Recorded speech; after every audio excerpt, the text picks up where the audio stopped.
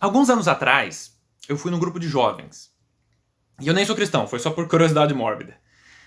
Lá, eles fizeram o típico culto deles, e no final, uma mulher de mais ou menos uns 40 anos, que estava coordenando, ela sugeriu uma brincadeira.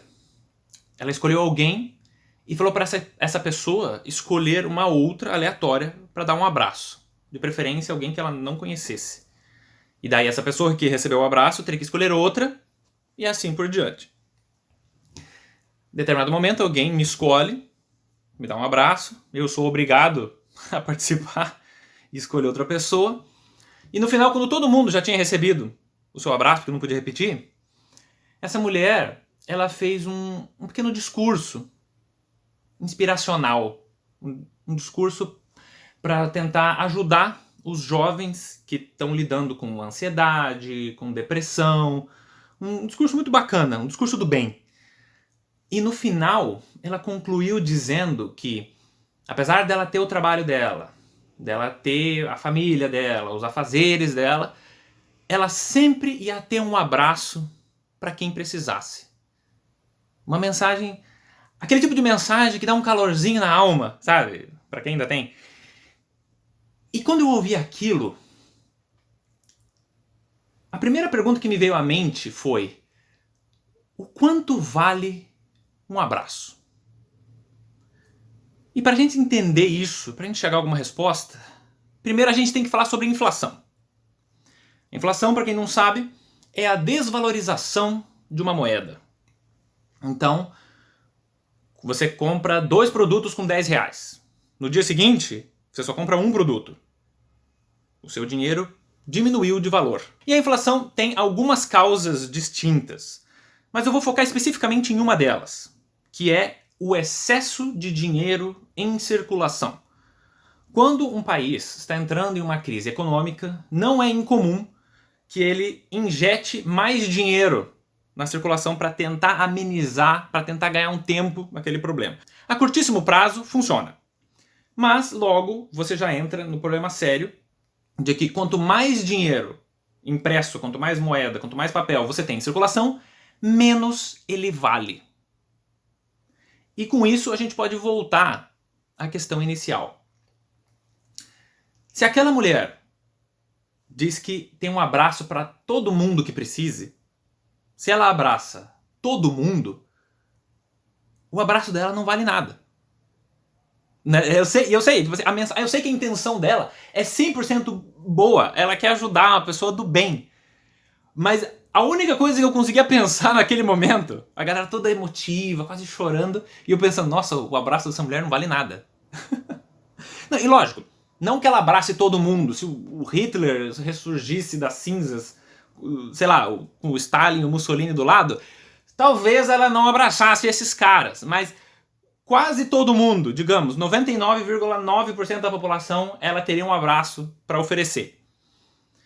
Então, isso me faz concluir que o abraço dela não vale nada, seguindo a lei da inflação. E isso faz sentido. Porque alguém poderia dizer assim, nossa, você está comparando dinheiro com um abraço, Guilherme. Pô, mas você é um ridículo que vive em outro planeta.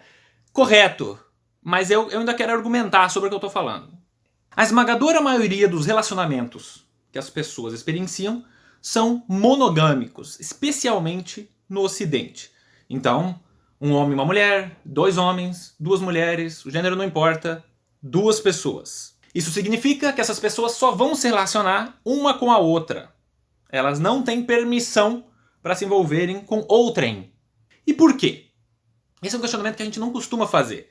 Por que um casal, por que eles não podem casar, ter a sua casa, a sua família, moram juntos, dividem responsabilidades, dividem despesas, mas de vez em quando no trabalho a moça conheceu um cara e fala, vou ficar com esse cara aqui. Beleza, então ela é casada, ela vai voltar, tem a família dela.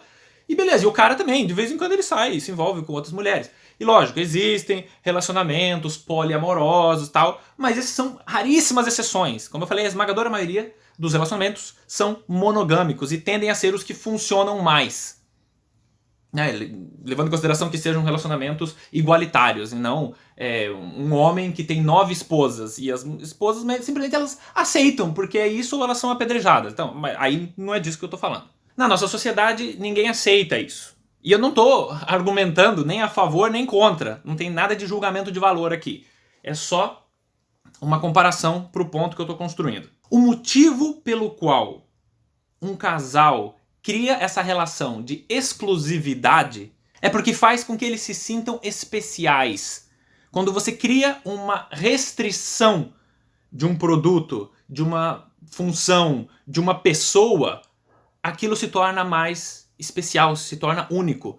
Se você é a única pessoa com a qual a tua esposa vai se relacionar, isso te torna especial. Isso faz você se sentir especial.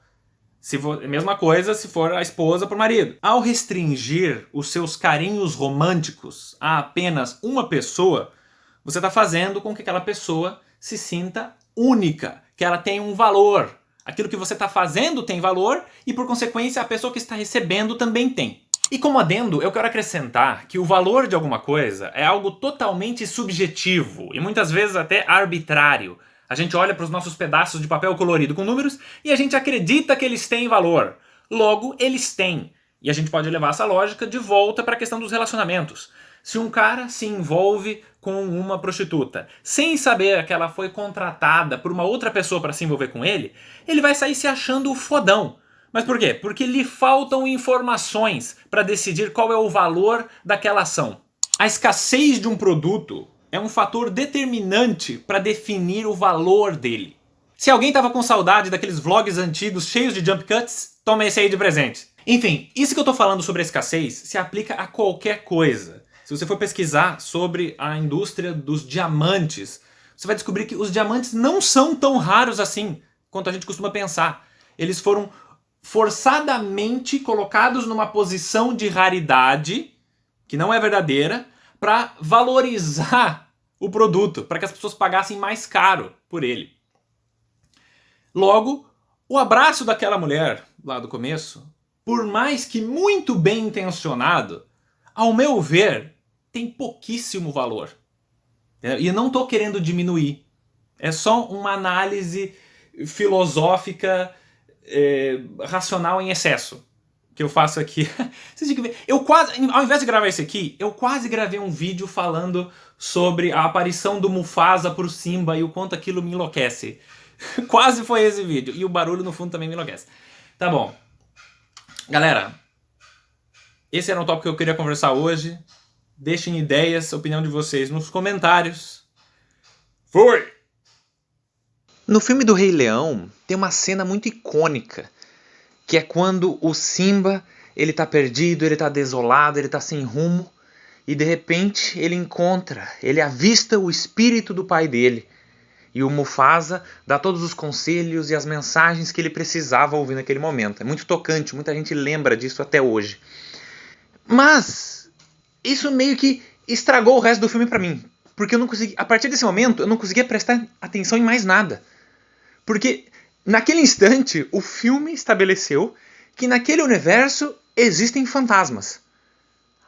Ou seja, eu só quero saber disso. A partir desse momento, eu quero entender, foda-se, o Scar, o que tá acontecendo, o reino. Eu quero entender isso.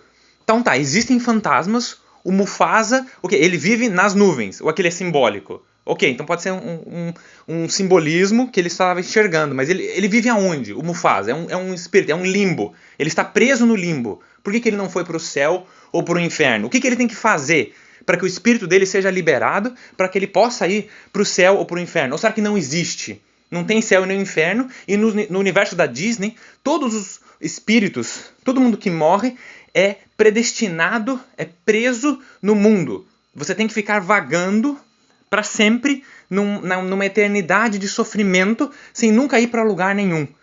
Entendeu? Ou será que ele nem era um espírito, nem era um fantasma? O Simba só tava loucaço, comeu um cogumelo muito louco e falou: carai, Mufasa, me diz aí.